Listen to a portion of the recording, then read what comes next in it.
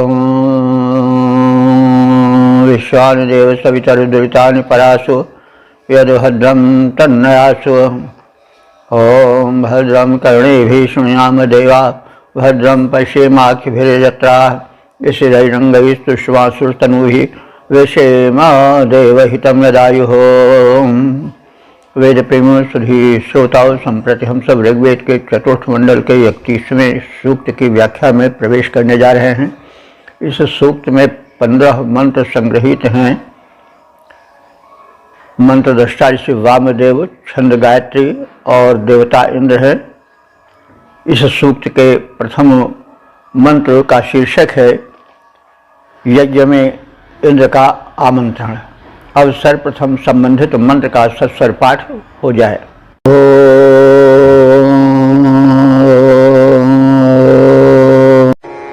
कजानश्चित्र आभवदोते सदा वृधः सखा कजाशजिष्ठया व्रता।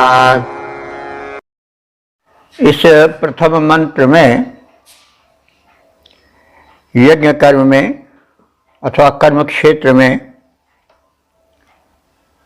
इंद्रागमन की उत्कंठा व्यक्त की गई है। तो ऋग्वैदिक काल का जो सर्वश्रेष्ठ उपास्य देव था वो इंद्र था। परब्रह्म परमात्मा का, उस परम सत्ता का जो दृश्यमान नहीं है लेकिन जिसकी अनुभूति होती है कि है ज़रूर कोई इस ब्रह्मांड का संचालक। तो इस अनुभूति को, शक्ति को जो नाम दिया गया सबसे पहले ऋषियों द्वारा, वो इंद्र है। तो शक्ति शक्तिमान से मिलती है और कर्म शक्ति से होता है, बल से होता है। बल के विविध भेद हैं, बाहुबल, धन बल, बुद्धि बल, ज्ञान बल आदि आदि। तो उसमें स्मरण करना चाहिए इंद्र का और उसको बुलाना चाहिए। इंद्र से आप तात्पर्य किसी भी अपने उपास्य देव से कर सकते हैं। जैसा निवेदन किया गया है कि एक नाम है और सच पूछो तो शक्ति का कोई नाम नहीं होता है। नाम व्यवहार की सुविधा के अनुसार रख दिया जाता है। तो प्रत्येक व्यक्ति जो आस्तिक है वह एक शक्ति पर विश्वास रखता है। वो शक्ति कुछ भी हो, नाम कुछ भी हो। तो कर्म के पहले कर्म क्षेत्र में उस शक्ति का आवाहन करना चाहिए। उसके आगमन विषय उत्कंठा की अभिव्यक्ति होनी चाहिए। तो हम जीवन संग्राम में, जीवन क्षेत्र में कोई कर्म करें तो उसको यज्ञ मानकर करें और उस परम शक्ति का, ठीक है नाम कुछ भी रखें, इंद्र, राम, कृष्ण, माँ दुर्गा, भगवती, या अपने अपने धर्म विचारधारा के अनुसार कोई भी नाम हो, उसका जिस पर विश्वास हो वह स्मरण करके काम करना चाहिए। इससे अहमता नहीं आती है। और जब मैं ही कर रहा हूँ, मैं होता है तो फिर मैं में कार्य सचता नहीं है। तो इसलिए मैं जो है वो हटाना चाहिए व्यक्तित्व से। तो उस इंद्र की परम शक्ति की सराहना करता हुआ उसके आगमन की उत्कंठा यज्ञ में की गई है। ऋषि द्वारा कहा जा रहा है कि सदा वृधः चित्रः सखा इंद्र। सदा वृथा माने जो सदैव बढ़ता ही रहे, विशेषण है इंद्र का। क्योंकि क्षीण होना, घटना बढ़ना एक दोष है। तो जब दोष है तो फिर वो उसका जो है इंद्रत्व या परमात्म तत्व या भगवत्ता क्षीण हो जाती है। तो इंद्र कैसा है? सदा वृद्ध, माने सदा बढ़ने वाला है, उसमें वृद्धि होती रहती है, क्षीणता नहीं आती है। क्षीणता एक दोष है। कहते हैं एक उदाहरण द्वारा, कोई बुरा नहीं है। चंद्रमा में राम को दोष दिखाई पड़ा, और वह दोष क्या था कि वो घटता बढ़ता रहता है। तो राम की भावानुभूति है कि बहुर विचार कीन्ह मन माही, सीय बदन सम हिम करना ही। क्यों? चंद्रमा क्यों नहीं है? क्योंकि घटे बढ़े, उसमें एक दोष है, कभी घटता है कभी बढ़ता है।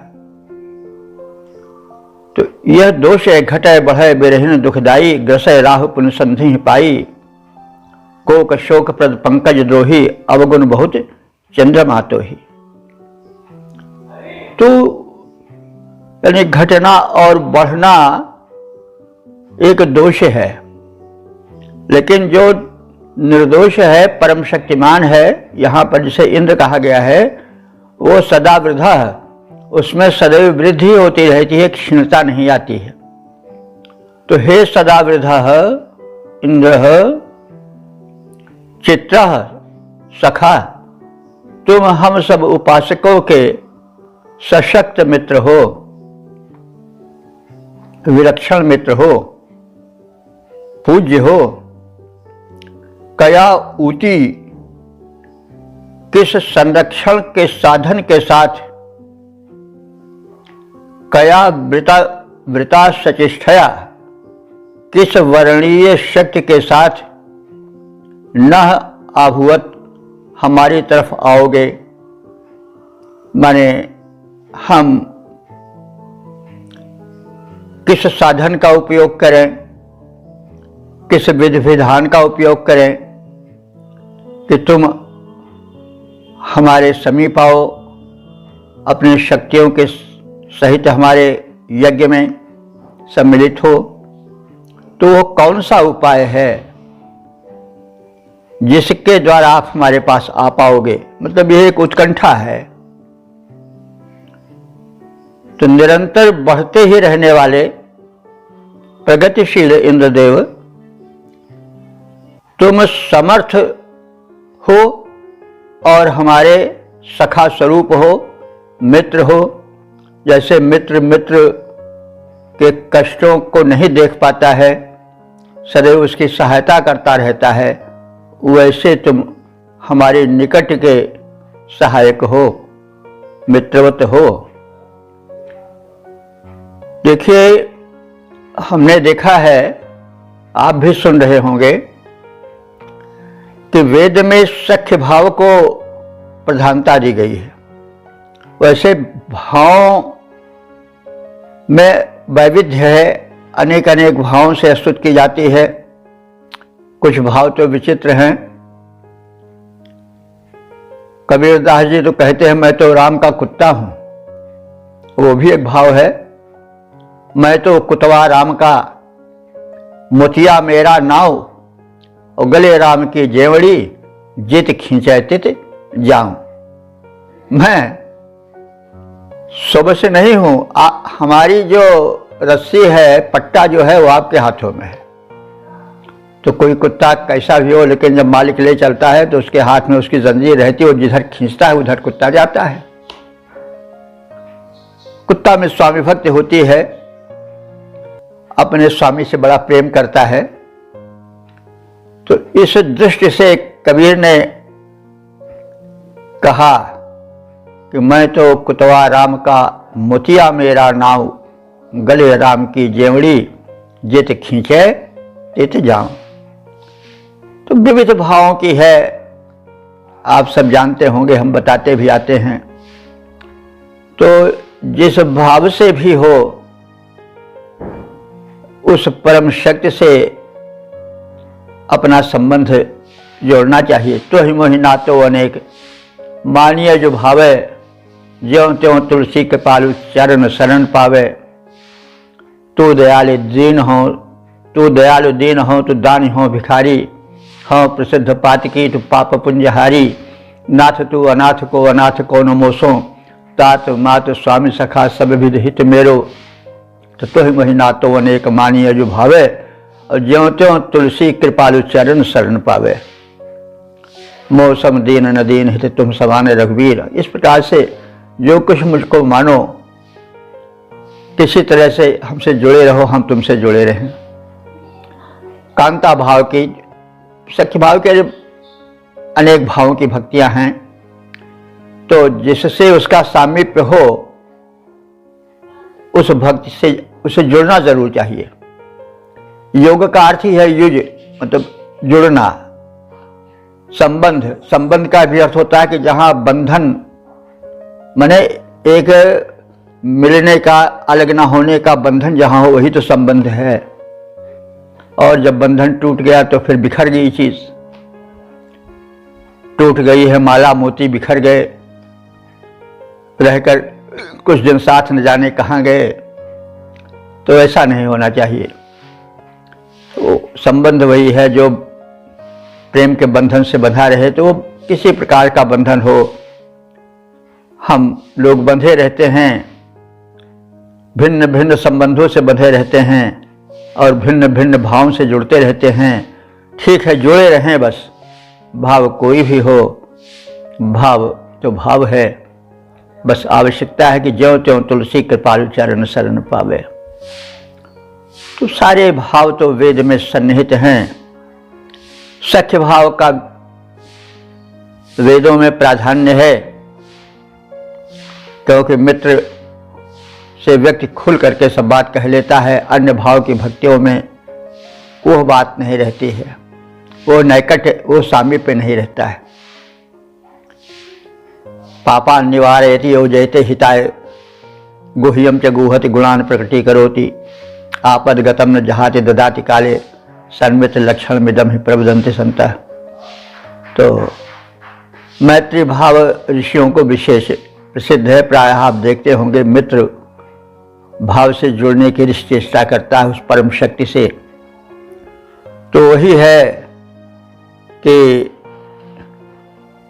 आप जो हैं वो वर्णीय बने, स्वीकार करने योग्य शक्ति के साथ न अभूत हमारे हो जाओ।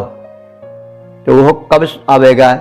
जबकि आप हमारे अपने बनकर रहेंगे, हमारे साथ रहेंगे, हमारे अपने बन जाएंगे।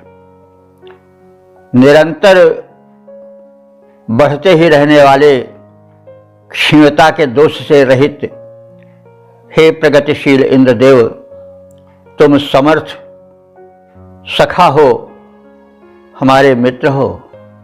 तुम किस संरक्षण साधन के साथ, किस वर्णीय दिव्य शक्ति के साथ हमारी ओर आओगे, कब आओगे? तुम्हारी सतत प्रतीक्षा है।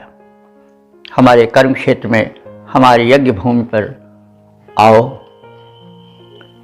पद रूपांतरण है, नित्य प्रगतिशील है इंद्रदेव, हे सक्षम सखा सहारे, किस रक्षण साधन शक्ति सहित आओगे पास हमारे।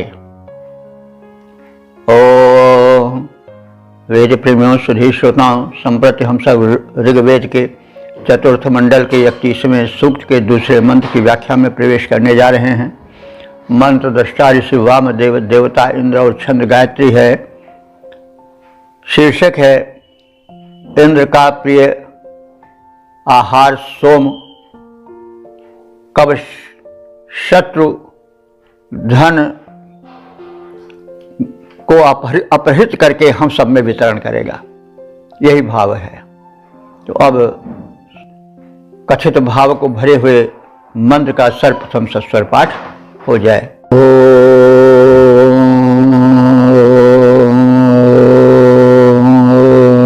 स्वस्त्वा सत्यमदानाम् मह्मिष्ठामत्सदन्धसः दृढाचिदारुदेवसो। इस दूसरे मंत्र में भी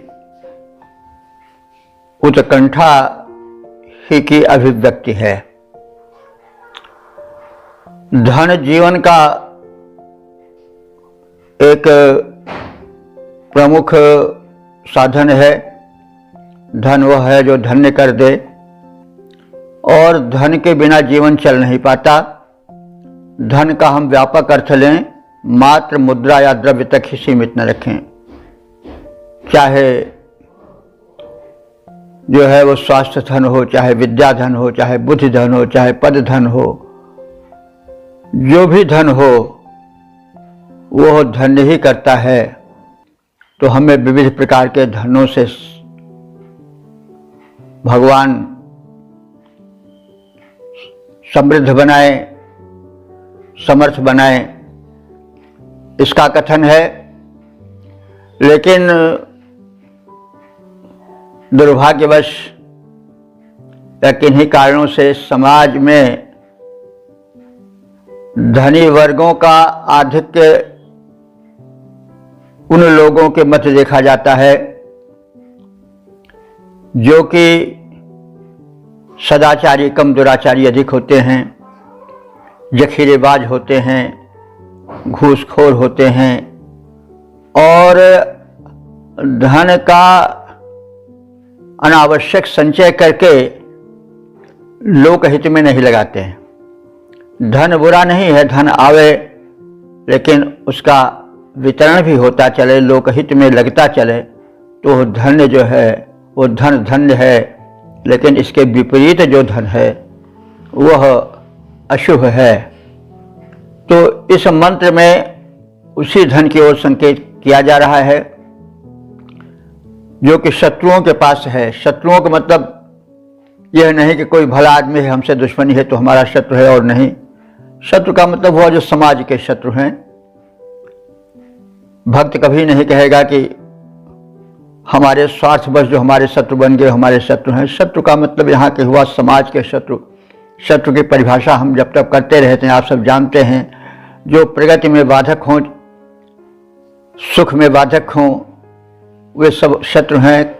वो भीतर बाहर सब हैं। रोग शोक दोष दुख दारिद्र्य ये सब शत्रु ही हैं। और काम क्रोध लोभ मद मोह ईर्ष्या डाह जाह, और मतलब यदि आदत बुरी हो गई, नशा की आदत पड़ गई, ड्रग्स की आदत पड़ गई, जुआ और व्यभिचार दुराचार की आदत पड़ गई, तो सब शत्रु ही तो हैं। वे सब हमें सताते हैं, जो दुख दें वो शत्रु हैं। तो इसके हमें व्यापक रूप में हमको लेना चाहिए। तो ऐसे लोग जो कि समाज से उसके हितों से दूर रहकर केवल धन संचय ही करते रहते हैं, वे शत्रु हैं। उन्हीं को शत्रु कहा गया है। वे समाज के मानवता के शत्रु हैं। तो ऋषि प्रार्थना कर रहा है कि ऐसे समाज के अथवा मानवता के अथवा राष्ट्र के शत्रुओं को, द्रोहियों को पर आप ध्यान दो, जो जखीरेबाज हैं, संचय किए हुए हैं, सभी प्रकार के धनों पर अपना आधिपत्य जमाए हुए हैं। तो धन तो वास्तव में है, पिता ने धन दिया कि लो भाई सभी खा लो, और कोई पुत्र उस धन को इकट्ठा रख ले, दूसरे भाई भूखे मरें, तो फिर वो तो अन्याय हुआ एक काना। तो वैसे हम सब भाई भाई हैं, मानव मात्र प्राणी मात्र। तो परमात्मा ने जो दिया है वो सबके लिए दिया है। तो इसलिए किसी के पास यदि किसी कारणों से ज़्यादा धन है तो वो धन दूसरों का भी उसमें हक है, ये समझना चाहिए। तो अब लेकिन सर्वसामान्य नहीं समझ पाते हैं, तो उनको समझाता कौन है? इंद्र। इंद्र माने कौन? सत्ता, सर्वोच्च शासन। तो शासन को चाहिए, जो इंद्र पद हैं, नरेंद्र हैं, नृपति हैं, चाहे प्रजातंत्र हो चाहे राजतंत्र हो, जिसके हाथ में शक्ति है वही इंद्र है। तो जिसके पास शक्ति है, शासन है, बागडोर है, उसे चाहिए कि जो मानवता के समाज के द्रोही हैं वही शत्रु हैं यहाँ पर, तो उनके धनों का अपहरण कर ले। और जो सही सदाचारी हैं, यज्ञनिष्ठ हैं, श्रमशील हैं, उनमें उसका वितरण करे। तो बात तो देखिए तो यहाँ झांकता हुआ साम्यवाद दिखाई पड़ता है कि साम्यवाद माने सब में समान वितरण हो, नहीं किसी का बहुत अधिक हो, नहीं किसी का कम हो। सामाजिक व्यवस्था ऐसे होनी चाहिए कि नहीं किसी का बहुत अधिक हो, नहीं किसी का कम हो। तो यही तो साम्यवाद है। तो इसी की झलक मंत्रों में मिलती है ऋग्वेद के। तो इसी परिप्रेक्ष्य में हम अर्थ को देखें। ऋषि कह रहा है कि हे इंद्र, सत्य, तुम सत्य हो, अनश्वर हो, और मदा नाम मंगिष्ठ, आनंद प्रदायकों में सर्वश्रेष्ठ हो। और साथ ही साथ वह आहार भी जिसको अंधस कहा गया है, यहां अंधस माने वैसे अन्न होता है, शाब्दकोशिक अर्थ, लेकिन इंद्र का प्रिय आहार सोमरस है, इसलिए अंधस को सोमरस से जोड़कर व्याख्यायित किया जाता है। तो भक्त जो है, भगवान जो है, वो तो उसका प्रिय नैवेद्य उसको देते ही रहते हैं। तो इंद्र को सोम बहुत प्रिय है, और सोम का अर्थ व्यापकता से लेना चाहिए। वह पुष्ट पदार्थ जो कि सात्विक है और हितकर है, स्वास्थ्यकर है, तन मन का शोधन करता है, अथवा जो सौम्यता बिखेरता है, सौम्यता माने सज्जनता, शिष्टता, मेलजोल, सामाजिकता, तो वो सब उस इंद्र का आहार है। अंधसा माने वही सोमाहार, यानी सौम्यता का आहार करने वाला इंद्र है, यानी भक्ति भाव का, उपासक के समर्पण का, सौम्यता ही उसे तृप्त कर पाती हुई उसका आहार है। तो बात कही जा रही है सोमरस से जोड़ करके कि यों तो मैं आपको सोमरस समर्पित करता रहता हूं, लेकिन वह कौन सा सोमरस होगा जो कि सत्य होगा, आनंदप्रद होगा, मंगिष्ठ होगा, मंगिष्ठ माने महान होगा, जो कि हे इंद्र, त्वा माने तुम्हें, दृढ़ा वसुचित आरुजे, शत्रुओं के पास सुदृढ़ रहने वाले धनों को प्राप्त करने के लिए, उनसे छीन करके जो धनहीन है उनको देने के लिए मत्सत तुमको प्रेरित करेगा, और मत्सत माने आनंदित करेगा, प्रोत्साहित करेगा। तो तात्पर्य हुआ कि यों तो हम तुम्हें सोम समर्पित करते रहते हैं, सोम माने सात्विक पदार्थ, नैवेद्य आदि, अथवा सौम्य भाव का, भक्ति भाव का आहार जो तुम्हें परम प्रिय है उसको तुम्हें देते रहते हैं। लेकिन वो कौन क्षण होगा, किस क्षण की वह स्थिति होगी, किस क्षण का वो सोमार्पण होगा कि जो तुम्हें वह प्रेरणा देगा, वह ऊर्जा देगा, जिससे कि तुम शत्रुओं के पास, यानी जो मानवता के शत्रु हैं, जखीरेबाज हैं, उनके पास जो संचित धन है उसको उनसे छीन करके तुम सौम्य भाव वाले सज्जनों के पास, कर्म क्षेत्र में यज्ञ करने वालों के पास उसे दोगे, वितरित करोगे। तो हे इंद्र, सत्यभूत, आनंदप्रद, महान, वो कौन सा सोम रस होगा, कौन सा सोमपान होगा, किस क्षण का सोमपान होगा, जो शत्रुओं के पास सुरक्षित रखे हुए धनों को प्राप्त कराने के लिए हे इंद्र तुम्हें प्रोत्साहित करेगा। यानी वह धन, वो संपत्ति जो कि कुछ लोगों के पास संचित है और तमाम जरूरतमंदों को, अभावग्रस्तों को नहीं मिल पा रही है, तो मैं प्रार्थनाएं तो नित्य करता हूं, लेकिन वो प्रार्थना का कौन सा क्षण होगा, सोमपान का कौन सा प्याला होगा या कौन सा समर्पण होगा कि जिससे तुम प्रोत्साहित होगे और समाज में जो अव्यवस्था है, असामाजिकता है और धन का जो अनावश्यक संचय है, समान वितरण नहीं है, उसकी सुव्यवस्था कब होगी और तुम शासक हो, इंद्र हो, स्वामी हो, तुम इस सामाजिक अभाव को, दारिद्र्य को कब समाप्त करोगे। और जो जखीरेबाज हैं, जो संचयी हैं, तमाम लोगों का भाग दबा करके अपने पास एकत्र किए हुए हैं, उनके धन को छीन करके हम सब सत्कर्मशीलों को, कर्मनिष्ठों को समान रूप से वितरित करोगे। तो हे इंद्र, सत्य भूत आनंदप्रद महानुह कौन सा सोमरस होगा जो शत्रुओं के पास सुरक्षित रखे हुए अनावश्यक धन संचय को प्राप्त करने के लिए तुम्हें प्रोत्साहित करेगा और उनसे वो धन लेकर के तुम कर्मशीलों को, यज्ञनिष्ठों को कब वितरित करोगे जिससे लोक कल्याण और समाज कल्याण हो सके।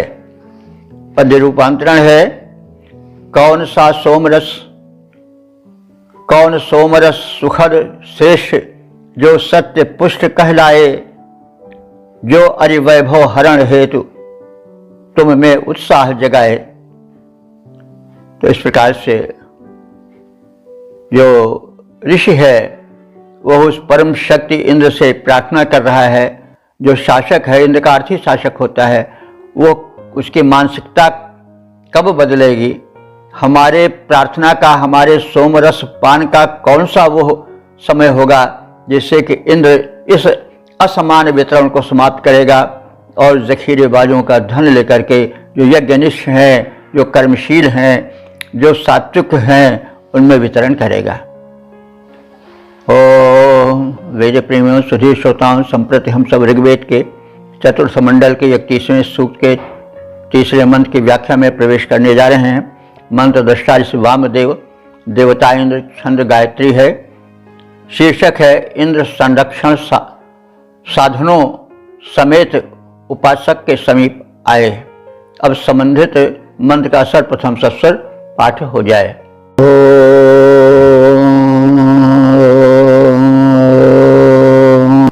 अभेषणः सखे नामभिता चरित्रणाम् शतं भवास्योदिभिः। इस तीसरे मंत्र में भी इंद्र का आवाहन है और आवाहन का निमित्त है संरक्षण साधन को प्रदान करना और विविध प्रकार से व्यवस्थित करके समृद्ध करना। हे इंद्र, तुम जरित्रणाम, जरित्रणाम माने स्तुति करता अपने भक्तों का, और सखी नाम माने मैत्री भाव से तुम्हारा भजन या तुम्हारी उपासना करने वालों के, अविता माने रक्षक हो। हे इंद्र, तुम जरित्रणाम माने स्तुतिकर्ताओं के, प्रार्थना करने वालों के, भक्तों के और तुमसे जुड़े हुए मैत्री भाव से उपासकों के, अविता माने रक्षक बन करके कब तुम आओगे, हम तुम्हारी प्रतीक्षा कर रहे हैं। अब देखिए, आप जिस भी भाव की भक्ति कर रहे हो, जिस भी देवता के उपासक हो, तो उसी से जोड़ लो। इंद्र का अर्थ केवल ऋग्वेद के ऋषि से ही नहीं, ऋग्वेद के उस परम देव इंद्र से ही नहीं कि बस वो तो इंद्र की ही बात कही जा रही है, हम तो राम के उपासक हैं, कृष्ण के उपासक हैं, देवी के उपासक हैं, अथवा किसी अन्य धर्म में उसके हिसाब से जो उपासना कर रहे हैं उसके उपासक है, तो हमें क्या जरूरत इंद्र की, हम क्यों इंद्र को सुने? नहीं भाई, वो तो नाम है। जैसा हम निवेदन करते आ रहे हैं कि शक्ति तो एक है, सूर्य एक है, नाम अनेक हैं, वैसे परमात्मा एक है, नाम अनेक हैं।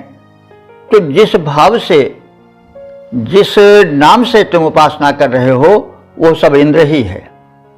तो इसलिए जो अपना इष्ट देव है उससे जोड़ करके आप देख सकते हो। ये कभी ध्यान नहीं लाना चाहिए कि इसमें इंद्र कहा जा रहा है तो हमसे क्या मतलब, हम तो अमुक देव के उपासक हैं, हम तो उनके उपासक हैं, तो हम इंद्र कहेंगे या इंद्र सुनेंगे या संबंधित मंत्र का पाठ करेंगे तो हमको क्या फल मिलेगा? नहीं, बिल्कुल वही फल मिलेगा, क्योंकि वह परमात्मा दो नहीं है। जिसने सूरज चांद बनाया,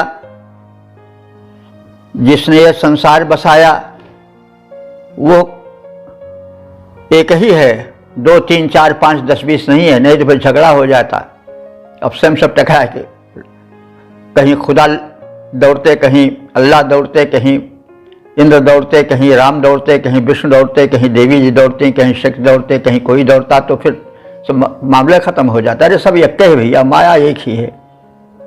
अब उसमें विभेद मत करो, सबका मूल वेद है। वेद में इंद्र को सर्वशक्तिमान कहा गया है। आप उपासना किसी भी देव को करो, वो इंद्र है, मालिक है। इंद्र का अर्थ भी मालिक होता है। हम कहते हैं मालिक जाने, खुदा जाने, स्वयंभू वही को कहा गया। चीज यह सब एक है।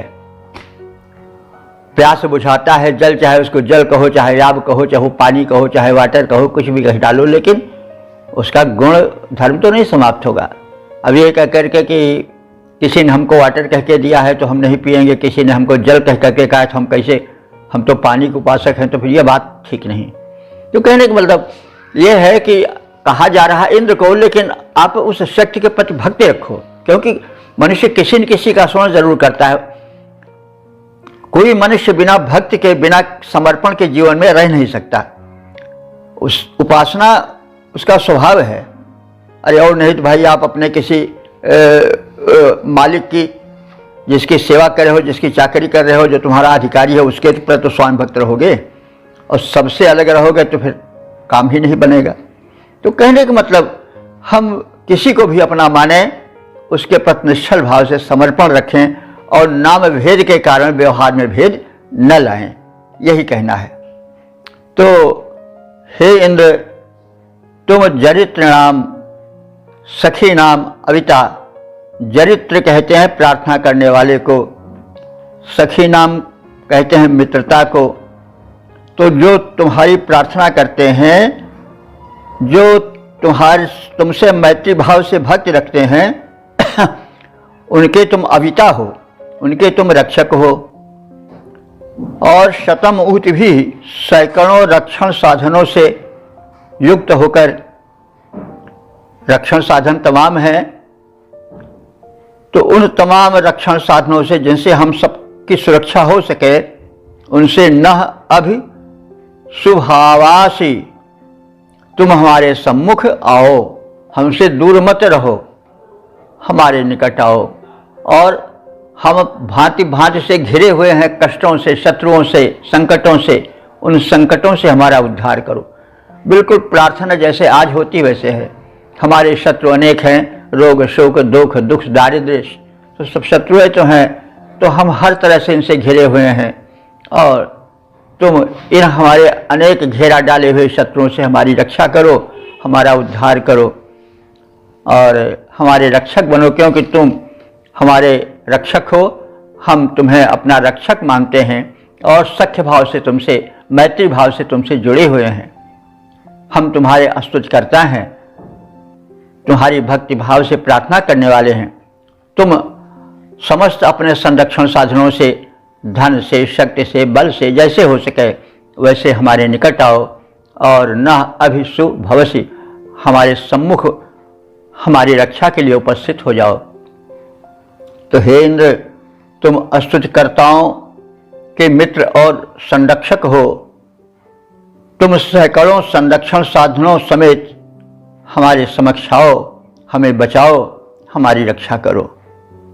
तो इस प्रकार से हम कोई भी हमारा इष्ट देव हो उसको इंद्र मान करके हम अपने अपने दृष्टिकोण से स्तुति करें, समर्पण करें और अपने भीतर के भव्य भाव को, दिव्य भाव को, भक्ति भाव को जगाएं। यही ऋषि का संदेश है। पद्य रूपांतरण इस प्रकार से है, तुम स्तुतिकर्ता भक्तों के रक्षक, तुम स्तुतिकर्ता भक्तों के रक्षक हो, सखा सहारे बहुरक्षण साधन समेत आ जाओ पास हमारे। ओम। वेद प्रेमियों, सुधीर श्रोताओं, संप्रति हम सब ऋग्वेद के चतुर्थ मंडल के 31वें सूक्त के चौथे मंत्र की व्याख्या में प्रवेश करने जा रहे हैं। मंत्र दृष्टा से वामदेव, देवता इंद्र, छंद गायत्री है, शीर्षक है इंद्र से अनुगमन करता उपासकों को निकट, इंद्र से अनुगमन करता उपासकों के निकट आने की प्रार्थना। अब संबंधित शीर्षक से जुड़े मंत्र का सर्वप्रथम सस्वर पाठ हो जाए।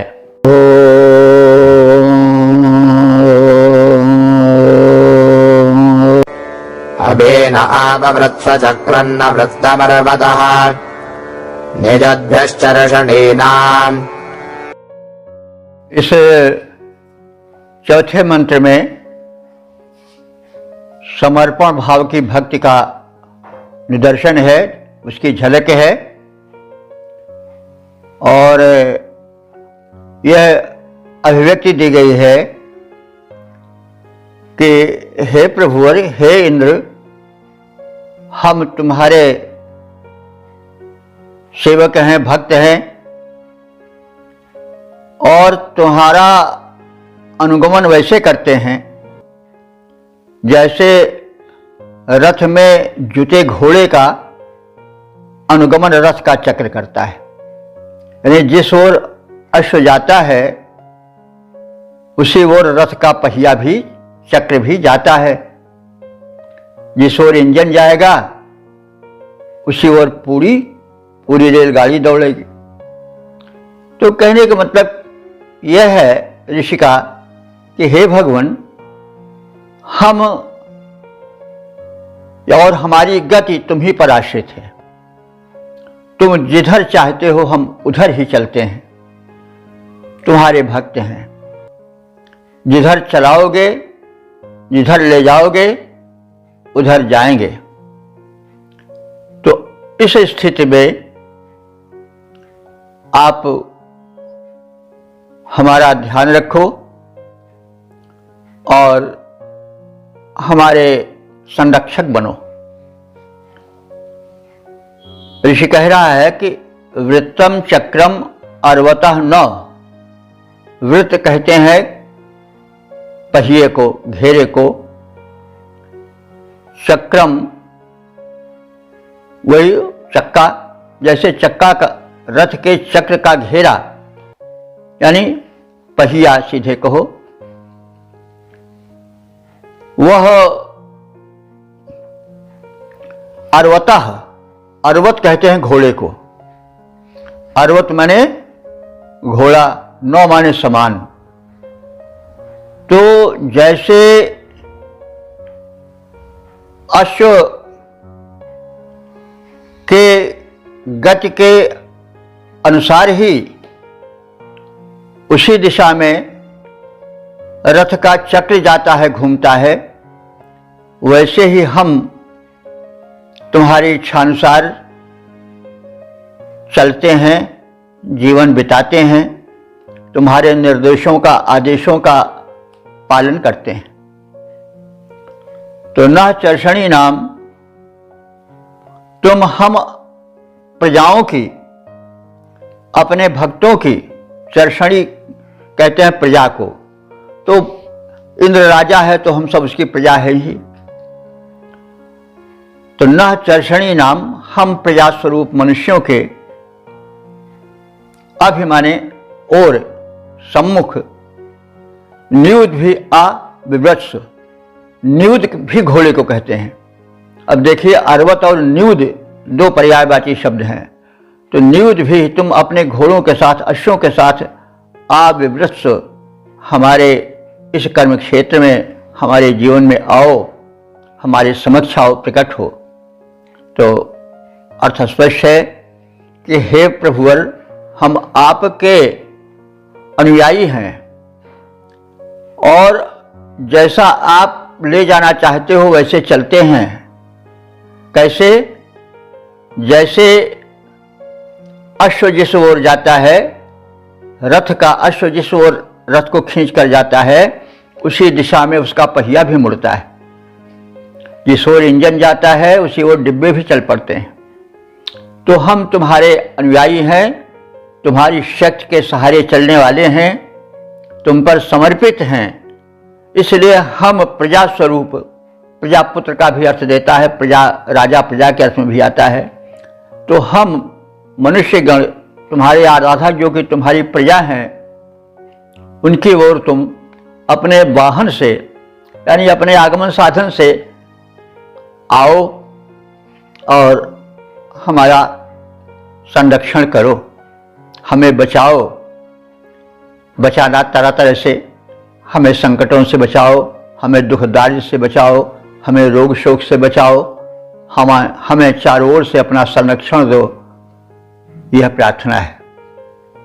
तो हे इंद्रदेव, जिस प्रकार रथ का गोल चक्र अश्व का अनुगमन करता है, वैसे हम तुम्हारा अनुगमन करते हैं, तुम्हारी इच्छाओं पर निर्भर रहते हैं, तुम्हारे सहारे रहते हैं, तुम्हारा अनुकरण करते हैं, तुम पर विश्वास करते हैं।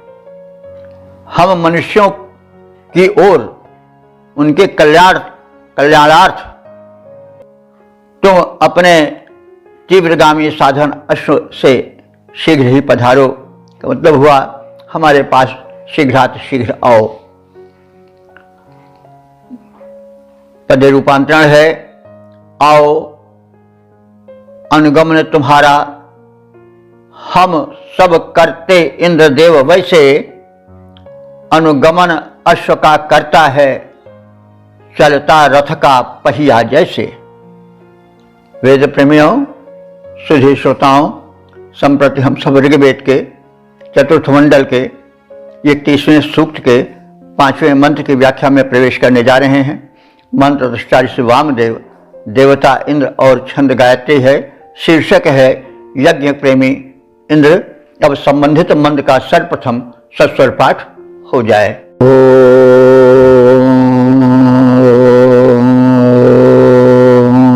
प्रभताहि क्रतो नामाः पदेव गच्छसे अभक्ष्यसोर्जेष च। इस 5वें मंत्र में इंद्र का यज्ञ के प्रति प्रेम दिखाया गया है। इंद्र सबका पिता है, पालक है, उसे कर्म से बड़ा प्रेम है, क्योंकि वो चाहता है कि उसकी प्रजा, उसके पुत्र कर्मनिष्ठ बने। पिता कितना ही संपन्न क्यों न हो, वो यह नहीं चाहता कि उसका पुत्र बैठे बैठे चारा चुगे। वो तभी प्रसन्न संतुष्ट होता है जब वो कर्मनिष्ठ हो। तो उस परम पिता परमात्मा को कर्म से बड़ा प्रेम है। यज्ञ कर्म का प्रतीक है। कर्म से मतलब हुआ सत्कर्म से, कर्मशील कर्मठ जीवन से।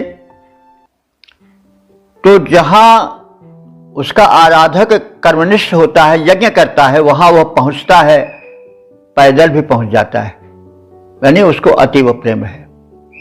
तो यह सदैव रखना चाहिए याद कि परमात्मा केवल घंटी बजाने से, प्रसाद चढ़ाने से ही प्रसन्न नहीं होता, वो कर्मनिष्ठ पुरुष का सहायक है।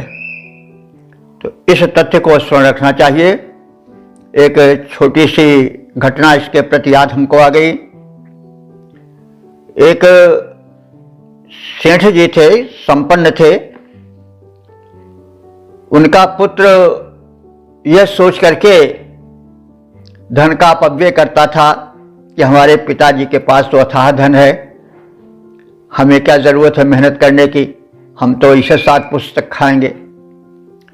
तो उस पिता सेठ को यह बात पसंद नहीं आई।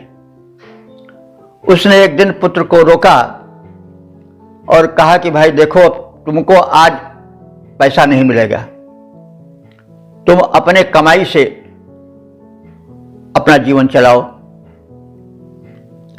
तो वो निराश हुआ, लेकिन फिर भी चल पड़ा। कहाँ ऐसे काम मिल जाता है।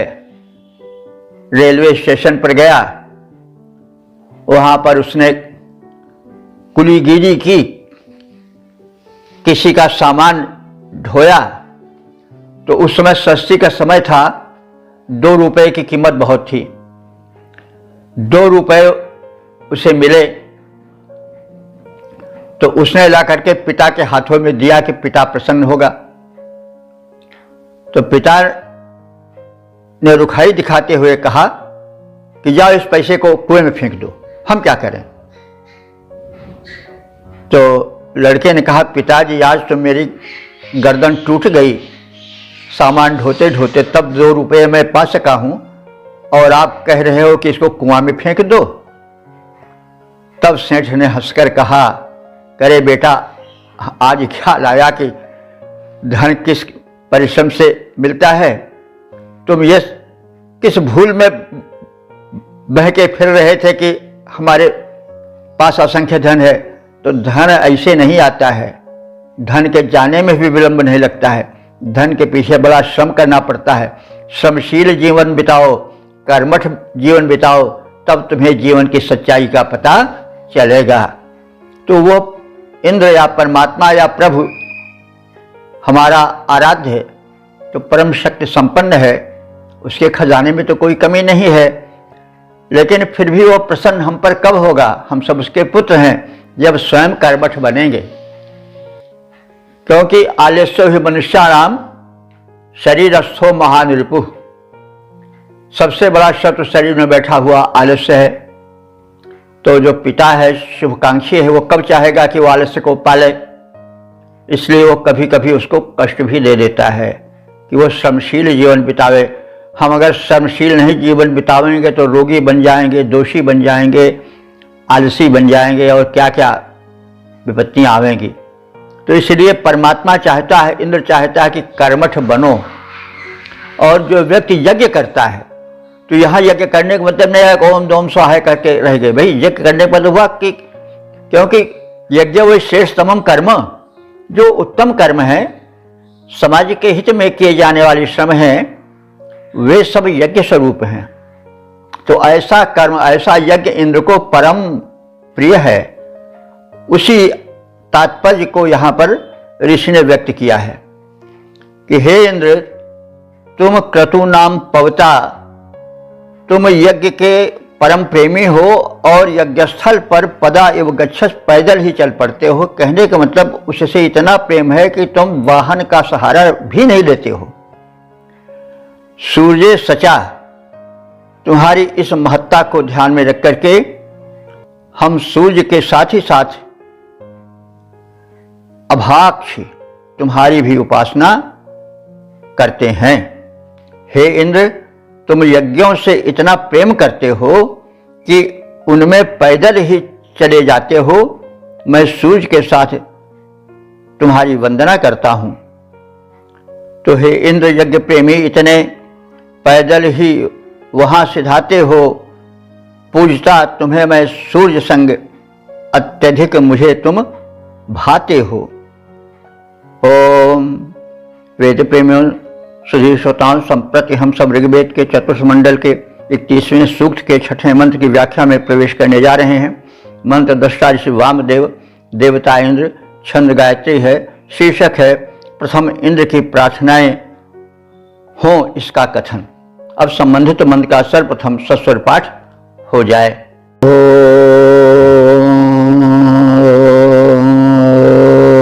संयत्त इंद्रमन्यभः संचक्राणि दधन्विरे अधत्वे अधसौर्ये। इस छठे मंत्र में इंद्र की प्रार्थना का प्रामुख्य दिया गया है और यह बताया गया है कि इंद्र की यदि प्रार्थना करोगे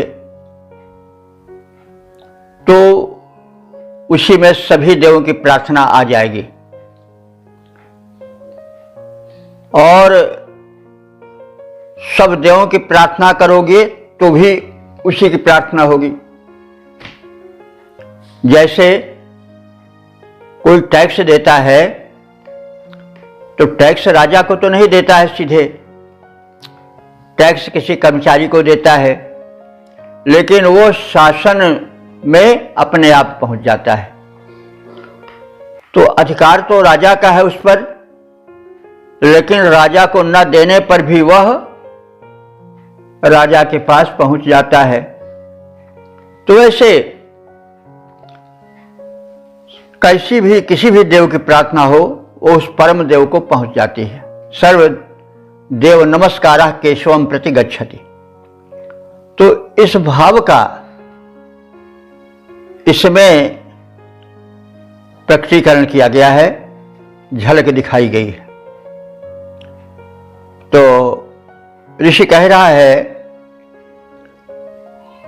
कि यत अस्तुतयः दधिन्विरे यत मन्यवः, मन्यवः माने अस्तुतयः, जो स्तुतियां दधिन्विरे हम करते हैं, चक्राणि ते सम, वे स्तुतियां वे प्रार्थनाएं चक्रवत घूमती हुई तुम्हारे ही पास पहुंच जाती हैं। वही बात है सर्वदेव नमस्कारः केशवम प्रति गच्छति। तो हम प्रार्थना कहीं किसी की भी करते हैं तो भी हे देव वो तुम्हारे ही पास पहुंचती है। अधत्वे, वही पहले तुम्हारे पास जाती है। अध सूर्यम, तब वो सूर्य के पास जाती है। सूर्य के पास माने अन्य देव जो सूर्य की तरह हैं प्रकाशमान, उनके पास जाती है, लेकिन हमारी प्रार्थना सर्वप्रथम तुम्हारे पास जाती है। हे इंद्र, जब हम तुम्हारी प्रार्थना करते हैं तब ये प्रार्थनाएं चक्रवत तुम्हारी ओर जाती हैं, और जब अन्य देवों की प्रार्थना करते हैं तो भी तुम्हारी ओर जाती है, और तुम्हारी प्रार्थना सब देवों की ओर जाती है। इस प्रकार से सर्वदेव सर्वश्रेष्ठमय जो हरि है, जो प्रभु है, जो इंद्र है, जो किसी भी धर्म का देव है, वह सभी जगह व्याप्त है और सब कुछ उसी को मिलता है। किसी भी देव की स्तुति करो, किसी शक्ति स्तुति करो, विश्वासपूर्वक करो, उससे वो परम शक्ति ही प्रसन्न होगी। लेकिन अगर जब तुम उसकी स्तुति नहीं करोगे, उसको याद नहीं करोगे, तो फिर तुम पर वो प्रसन्न नहीं होगा। जैसे बताया गया है कि कोई टैक्स पेमेंट करता है तो राजा को नहीं करता है किसी कर्मचारी को, लेकिन पहुंच जाता है राजा के पास। लेकिन अगर वो टैक्स पेमेंट नहीं करेगा तो राजदंड उसको मिलेगा। वही बात घुमा फिरा करके इस मंत्र में भी कही गई है कि हे इंद्र, हे परम प्रभु, हे मालिक, हे परमात्मन, हम तुम्हारी स्तुति करते हैं और वे स्तुतियाँ तुम्हारे पास चक्रवत पहुँच जाती हैं, और अन्य देवताओं की भी स्तुति करते हैं तो भी तुम्हारे पास जाती है, और तुम्हारी स्तुति सब देवताओं के पास पहुँच जाती है। इस प्रकार से सब कुछ तुम्हारा ही है, सर्वत्र तुम ही हो। हे इंद्र, जब हम तुम्हारी प्रार्थना करते हैं तब वे प्रार्थनाएं चक्रवत तुम्हारी ओर ही जाती हैं और फिर वो सर्वत्र फैल जाती हैं। वे प्रार्थनाएं प्रथम तुम्हारी ओर, पश्चात सूर्य की ओर, अन्य देवताओं की ओर जाती हैं, और सारी प्रार्थनाएं सब तुमसे ही संबंधित हैं, किसी भी रूप में की जाएं। पद रूपांतरण है करते जब हम प्रार्थना, हे सुरेंद्र भगवान, करती तेरे बाद ही वे रवि पास पयान, तो प्रथम हमारी प्रार्थनाएं तुम्हारे पास जाती हैं, फिर अन्य देवों के पास जाती हैं। यानी आप ही सर्वत्र हो, आप ही भिन्न भिन्न देव शक्तियों के रूप में हो। हम किसी भी देव शक्ति की किसी भी नाम से उपासना करें तो उपासना सब तुम्हारे ही पास जाएगी। इसलिए नाम भेद से, रूप भेद से तथ्य नहीं बदलता है, इसको ध्यान में रखना चाहिए। आप समर्पण भाव से एक शक्ति के लिए प्रार्थना करो, उसके साथ सामने विनम्र हो जाओ, अपने हृदय के भावों को उससे खोल कर कहो, तो किसी भी देवता के माध्यम से कहो, वो पहुंच जाएगी उस परमात्मा के पास। इस मंत्र का ही संदेश है। ओम वेद प्रेमियों सुधीर श्रोताओं, संप्रति हम सब ऋग्वेद के चतुर्थ मंडल के 31वें सूक्त के 7वें मंत्र की व्याख्या में प्रवेश करने जा रहे हैं। मंत्र दृष्टा ऋषि वामदेव, देवता इंद्र और छंद गायत्री हैं। शीर्षक है इंद्र वैभव प्रदाता हैं। अब संबंधित मंत्र का सर्वप्रथम सस्वर पाठ हो जाए।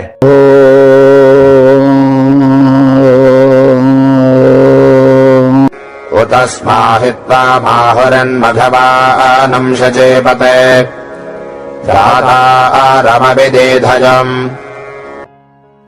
इस 7वें मंत्र में ऋषि ने यह बताया है कि इंद्र सर्वाधिक तेजस्वी है, उसकी तेजस्विता की बराबरी कहीं कोई नहीं कर सकता है। तो वह सर्वश्रेष्ठ है, प्रणम्य है, इस तथ्य को उजागर करना चाहता है। शचीपते, शचीपते बने शची, शची इंद्र की पत्नी थी, शची शक्ति को भी कहते हैं। तो हम अगर साकार रूप में लें तो एक नारी का ध्यान करके और उसके स्वामी इंद्र का ध्यान करें, निर्गुण रूप में लेते हैं तो शक्ति का ध्यान करें, ऊर्जा का ध्यान करें, और उसके स्वामी इंद्र हैं। यानी वो जो सर्वश्रेष्ठ सर्वशक्ता है वही इंद्र है। तो वेद मंत्र सदैव जो है वह सर्व धर्म समन्वय की ओर ध्यान करता है। यद्यपि ऋग्वेद के काल में वही एक प्रधान धर्म था, सर्वप्रथम धर्म है, लेकिन ऋषि जो है वो त्रिकालदर्शी है। वो जानता है कि इस सृष्टि के विकास क्रम में भिन्न भिन्न धर्म भी उत्पन्न होंगे, इसलिए उसको दृष्टि में रख करके वो कहता है कि तुम किसी रूप में भी भगवान को, इंद्र को, स्वामी को भजो। उसे, उसकी पत्नी शची को एक नारी रूप में मान करके उसके स्वामी इंद्र को मानो, अथवा उसे शक्ति स्वरूप मान करके निराकार रूप में उसकी उपासना करो, लेकिन ध्यान से करो, हृदय लगा कर करो, चित्तवृत्तियों को एकाग्र करके करो, तो उसको समर्पित होगी। तो हे शचीपते, हे शक्तियों के अथवा शची के स्वामी इंद्र, मघवानम दातारम, तुम मघवा हो। मघवा माने ऐश्वर्य संपन्न हो, और दातारम माने दाता हो।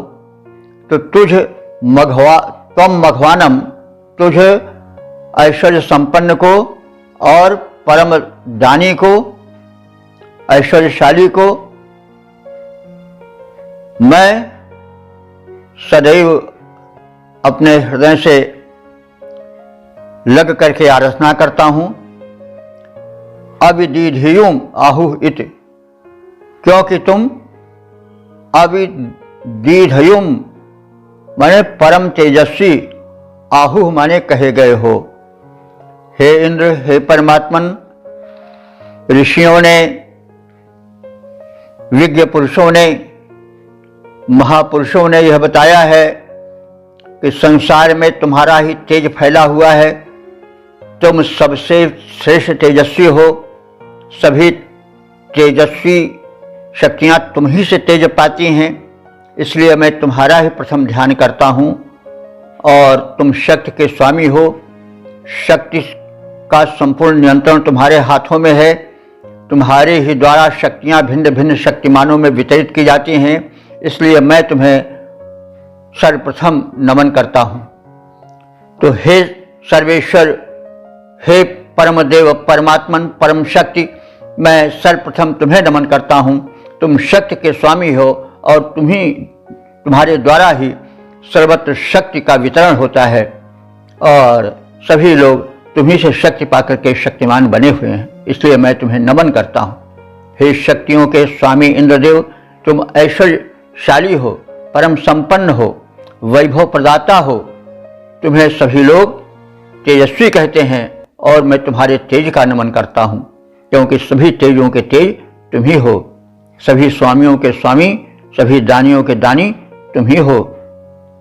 पद रूपांतरण है, हे शचीपते ऐश्वर्यवान, तुम हो वैभव दाता महान। कहते हैं सारे लोग तुम्हें सबसे बढ़ चढ़ कर तेजवान। ओम वेद प्रेमियों, सुधी श्रोताओं, संप्रति हम सब ऋग्वेद के चतुर्थ मंडल के 31वें सूक्त के 8वें मंत्र की व्याख्या में प्रवेश करने जा रहे हैं। मंत्र दृष्टा ऋषि वामदेव, देवता इंद्र और छंद गायत्री है। शीर्षक है स्तुतिकर्ता सोम प्रस्तुतकर्ता पर इंद्र की विशेष कृपा दृश्य रहती है। अब संबंधित मंत्र का सर्वप्रथम सस्वर पाठ हो जाए।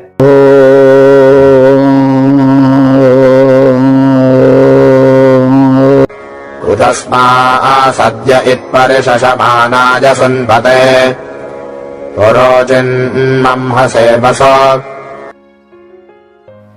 इस 8वें मंत्र में कहा गया है कि इंद्र उपासकों को समृद्धि प्रदान करता रहता है।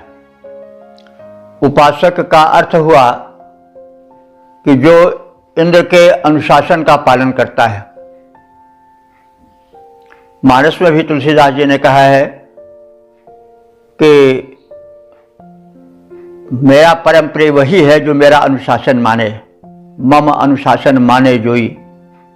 तो परमात्मा चापलूस पसंद नहीं है, वह उसी पर प्रसन्न होता है जो उसके अनुशासन को, अर्थात उसके द्वारा बनाए नियमों को या प्राकृतिक नियमों का पालन करता है। तो नियम बने हुए हैं चारों तरफ, और नियम का उल्लंघन जब किया जाता है तो दंड मिलता है।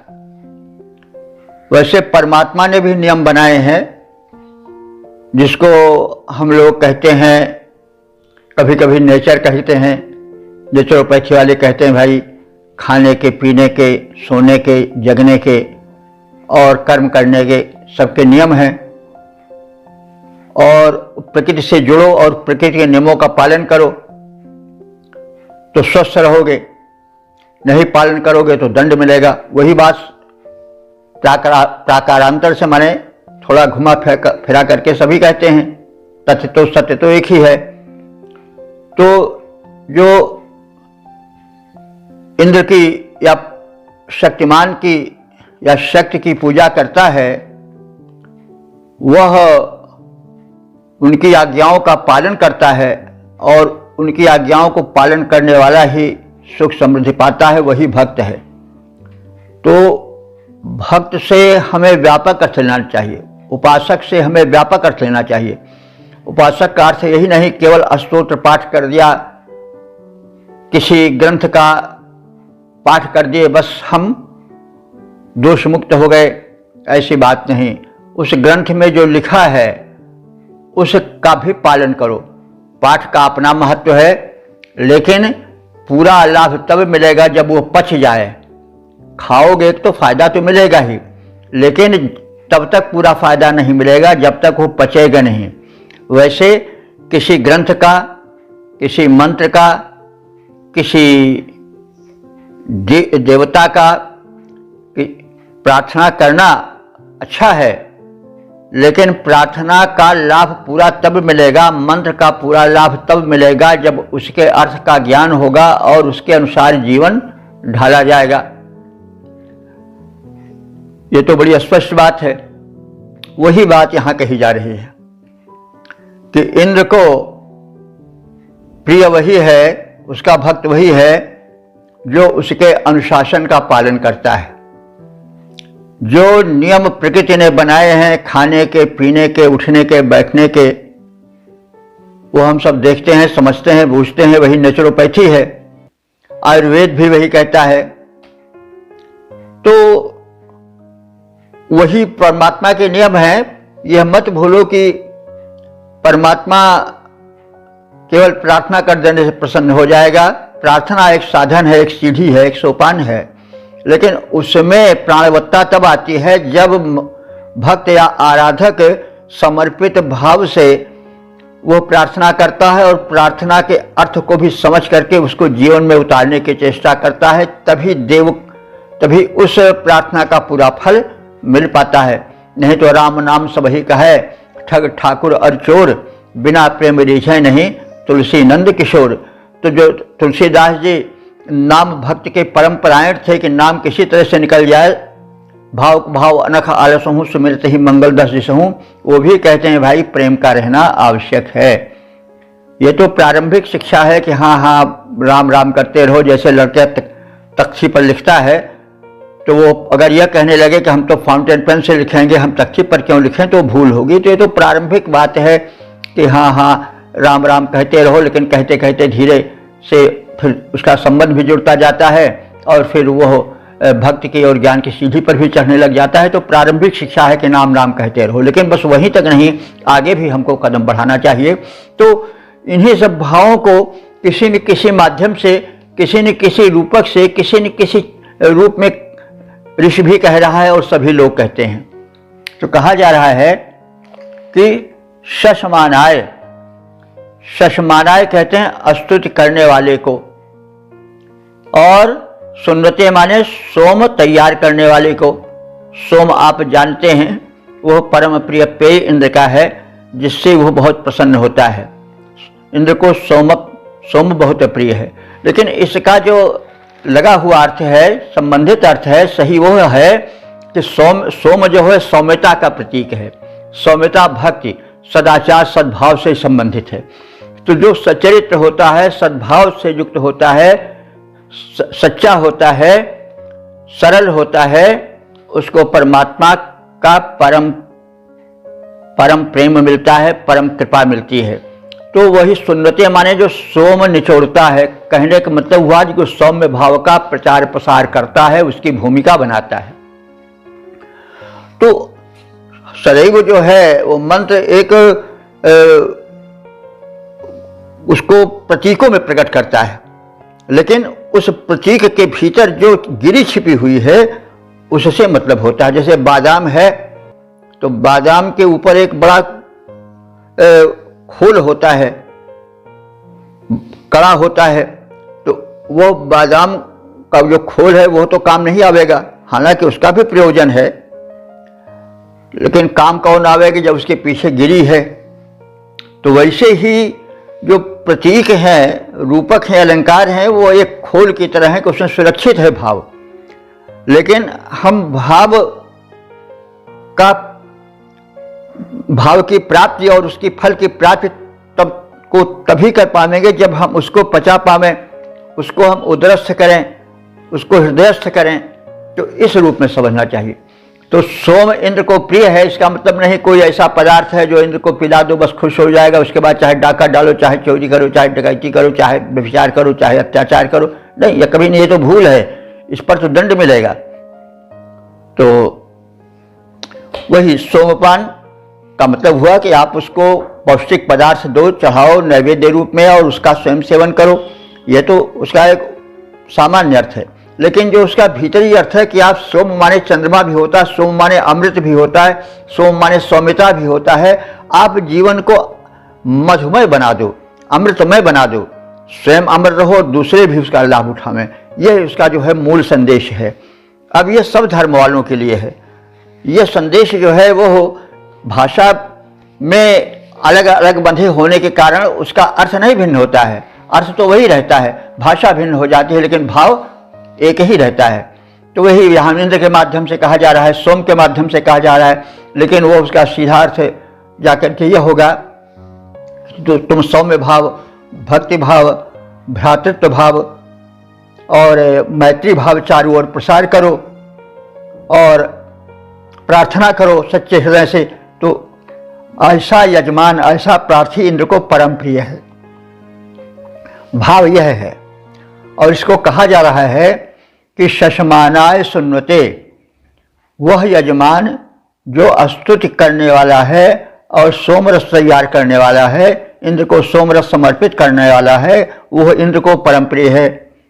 और पुरुचित वसु, और ऐसे व्यक्ति को वह इंद्र पुरुचित माने बहुत अधिक, वसु माने ऐश्वर्य धन खजाना देता है। तो अब इस अर्थ को आप समझ लो सीधे, तो कहा गया है कि इंद्र उसको बहुत सा धन दौलत खजाना देता है जो कि सोमरस तैयार करता है और उसे अर्पित करता है, स्तुति करता है। लेकिन इसका अर्थ हुआ कि जो स्तुति करने वाला है, नम्र जीवन बिताने वाला है, प्रार्थना में जीवन बिताने वाला है, और जो सौम्यता प्रदान करने वाला है, जो अपने वचन से, कर्म से, मन से चारों ओर सौम्यता फैलाता है और ईश्वर का भक्त है, परमात्मा का भक्त है, उस पर इंद्र बहुत प्रसन्न होता है, परमात्मा बहुत प्रसन्न होता है और उसको पुरुचित माने बहुत अधिक मात्रा में, वसु माने ऐश्वर्य धन खजाना देता है। सद्यः इत शीघ्र ही परिमंघ से, वो चारों ओर से उसको संपन्न बना देता है, उस भक्त को, उस समर्पक को। तो हे इंद्र, तुम स्तुति करने वाले और सोमरस तैयार करने वाले के लिए बहुत धन बहुत शीघ्र ही चारों ओर से प्रदान करते हो। तो ये तो सीधा सा अर्थ है, लेकिन और अर्थ जो हमने भी व्यक्त किया वो है कि जो व्यक्ति अपने जीवन में मधुरता लाता है, जो माधुर्य फैलाता है, जो सौम्य वातावरण प्रदान करता है, एक सौम्य और सुशील जीवन व्यतीत करता है, उसको परमात्मा धन धान्य समृद्धि से संपन्न करता है, सुख और स्वास्थ्य से संपन्न करता है। यह इसका आशय है। तो अब इसमें किसे एतराज होगा? सभी धर्म ही चाहते हैं, सभी बातें ही कहते हैं, सभी प्रकार की उपासनाएं इसी भाव को लेकर के होती हैं। तो जब कथन होता है मंत्र में या वेद में या किसी उसमें, तो उसको थोड़े बांकपन के साथ भी कभी कभी प्रस्तुत किया जाता है। लेकिन व्याख्याता को या जो धर्म के प्रचारक प्रसारक हैं, उनको इस बात का ध्यान रखना चाहिए कि कोई भी धर्म संकुचित नहीं होता। अगर वो धर्म है, सही धर्म है, तो वो संकुचित नहीं रहेगा, किसी व्यक्ति तक ही या किसी संप्रदाय तक ही नहीं रहेगा कि बस इंद्र या भगवान या अल्लाह या खुदा या राम या रहीम या जो कुछ है वो बस एक वर्ग तक ही रहते हैं, और कि नहीं यार दुनिया सब उन्हीं की है, उन्हीं की बनाई हुई, सबके लिए समान है। तो इसलिए सिद्धांत तो सबके समान बनेगा। सूर्य तो सबके साथ एक व्यवहार करेगा। सूर्य जो है वो चाहे अमीर हो, चाहे गरीब हो, चाहे राजा हो, चाहे रंग हो, चाहे हिंदू हो, चाहे मुसलमान हो, चाहे ईसाई हो, कोई भी हो, वो सबके आंगन में एक तरह से चमकेगा। तो वो तो सर्वत्र सम है। प्रभु व्यापक सर्वत्र समाना, प्रेम से प्रकट होई मैं जाना। तो हम अर्थ के क्षेत्र में व्यापकता से प्रवेश करें, चाहे वेद हो, चाहे पुराण हो, चाहे कुरान हो। हम एक सीमित अर्थ लेकर के चलते हैं, तभी अनर्थ होता है। तभी धर्म जो है वो मनुष्य के जीवन को और जीवन क्या समाज को, संसार को कष्ट में बना देता है। धर्म के जरिए संसार में बड़ा रक्त भी बहा है, क्योंकि धर्म की सच्ची परिभाषा लोग नहीं किए हैं। केवल वो यह समझ करके किए हैं कि यह बात कही जा रही है तो एक वर्ग विशेष के लिए कही जा रही है, और इसके अलावा यह अन्यों के लिए उपयुक्त नहीं होगी। जो लोग इसमें कथित नाम का, कथित बात का, कथित भाषा का ज्ञान नहीं रखते हैं, वो जो है वो उसकी कृपा पाने का अधिकारी नहीं है। वो मार डाले जाने चाहिए, उनको नष्ट कर देना चाहिए, उनको लूट लेना चाहिए। ये सब बातें बड़ी गलत हैं, ये भ्रांत हैं। धर्म को न ठीक से समझ पाने के कारण उसका दुरुपयोग भी होता है। विद्युत हमारे घर में प्रकाश भरती है, लेकिन हम अगर उसका दुरुपयोग करेंगे तो हम ही कुछ झटका मार देगी और करंट लग जाएगा, हम गिर पड़ेंगे। तो वही विद्युत जो प्रकाश फैला रही है, जीवन दे रही है, वही हमारा प्राण हरण भी कर लेगी। इसलिए सदैव धर्म को, सदैव किसी सिद्धांत को बहुत सकारात्मक रूप में बहुत सोच समझ करके पालन करना चाहिए, क्योंकि हमेशा ये ध्यान रखना चाहिए कि कोई भी धर्म जो है वो प्राणी मात्र को सताने की शिक्षा नहीं देता है। अगर शिक्षा देता है तो समझ लीजिए कि वह या तो वह धर्म ठीक नहीं है या उसका प्रचार प्रसार करने वाले ठीक नहीं हैं। तो इस बात को ध्यान में रखना चाहिए। धर्म कल्याण की वस्तु है और धर्म मानव मात्र के लिए होता है, धर्म किसी एक वर्ग विशेष के लिए नहीं होता है। इसलिए धर्म के प्रति व्यापक दृष्टि रखनी चाहिए। ऋग्वेद हमारा वैदिक धर्म जो है इसी दृष्टिकोण का पोषण करता है। वो मानव मात्र के लिए क्या, प्राणी मात्र के लिए वो कल्याण का साधन है। हम उसके सही अर्थ में प्रवेश करें और हम उसे वेद से प्रेम करें और उसके सिद्धांतों का प्रचार प्रसार करें। फिर देखेंगे कि इस मर्त्य लोक में ही स्वर्गलोक आ गया, इस धरा पर ही स्वर्ग का नृत्य होगा, स्वर्ग आकाश की छटा बिखरेगी। तो इसलिए अनुरोध है कि आप सब जो हैं वो वेद के सही अर्थ में प्रवेश करें, व्यापक दृष्टिकोण रखें। जहाँ दृष्टिकोण की संकुचित हो जाता है वहीं फिर अनर्थ हो जाता है, और फिर जब अनर्थ हो जाएगा तो अर्थ तो दूर रहा, अनर्थ ही मिलेगा। तो अब कहना थोड़ा, समझना अधिक, और इस प्रकार से जो कहा जा रहा है उसको हम सब समझें और उसके व्यापकता में प्रवेश करें। यदि किसी सज्जन को कहीं किसी प्रकार की शंका होती है तो वे मतलब एक समाधान के दृष्टि से, एक सकारात्मक दृष्टिकोण से उस पर विचार विनिमय कर सकते हैं। ये हम सदैव कहते आ रहे हैं और कहेंगे कि वैदिक धर्म का प्रचार प्रसार हो। यदि कहीं किसी प्रकार की शंका हो तो आज तो तमाम साधन हैं, उस साधन के माध्यम से हम वार्तालाप करके उसका समाधान भी कर सकते हैं।